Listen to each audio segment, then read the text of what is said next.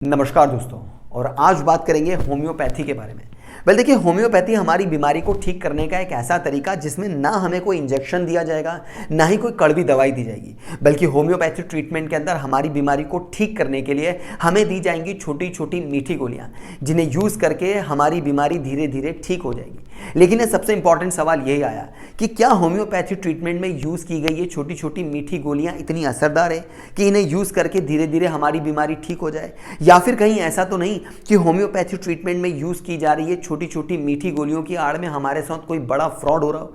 तो देखिए, होम्योपैथी की शुरुआत हुई 1796 में जर्मनी के अंदर। इसके बाद 1840 में इस ट्रीटमेंट को भारत में लाया गया। कोलकाता के अंदर इसे सेट करके भारत के अंदर धीरे धीरे बढ़ाया गया। फिर मिनिस्ट्री ऑफ आयुष की हेल्प से इसका प्रचार प्रसार किया गया।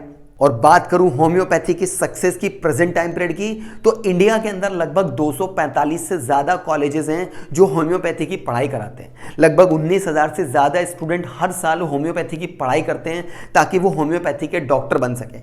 भारत के अंदर 300 से ज़्यादा स्पेशल होम्योपैथी के हॉस्पिटल खुल चुके हैं। बात करूँ होम्योपैथी के बिजनेस की, तो 2021 में $17 मिलियन का शानदार बिजनेस डेवलप किया था। और फ्यूचर प्रोजेक्शन 2028 में होम्योपैथी से रखा गया है $50 मिलियन का।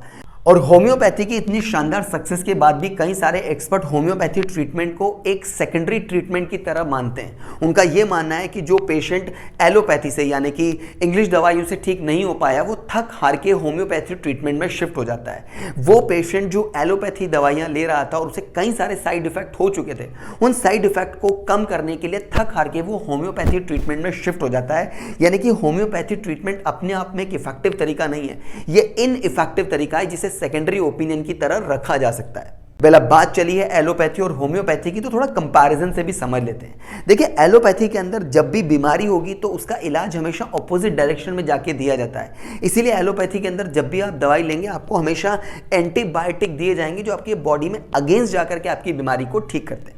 जबकि होम्योपैथी के अंदर आपकी जैसी बीमारी है उसका इलाज वैसा ही किया जाएगा। आपकी बॉडी के अंदर कोई भी एंटीबायोटिक या अगेंस्ट जाकर के आपको ठीक नहीं किया जाएगा।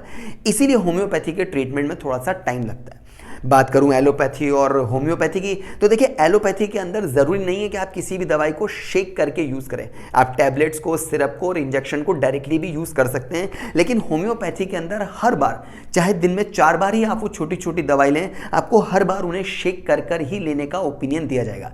क्योंकि होम्योपैथी के अंदर उन छोटी छोटी मीठी गोलियों की छोटी सी बॉटल में जो दवाई है उसमें सिर्फ 1% ही दवाई है, बाकी सारा पानी है।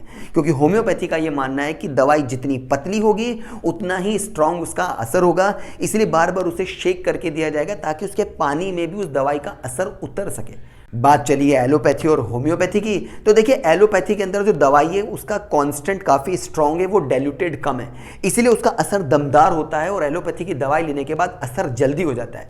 जबकि होम्योपैथी के अंदर उन छोटी छोटी गोलियों में जो छोटी सी बॉटल है उसके अंदर जो दवाई है वो काफ़ी हद तक डाइल्यूट हो चुकी है। उसके अंदर सिर्फ 1% ही दवाई है, काफ़ी पतली भी है और काफ़ी हद तक उसमें पानी भी है। इसीलिए उसका असर धीरे धीरे आपकी बॉडी में जाकर के होगा और आपकी बीमारी धीरे धीरे ठीक हो पाएगी।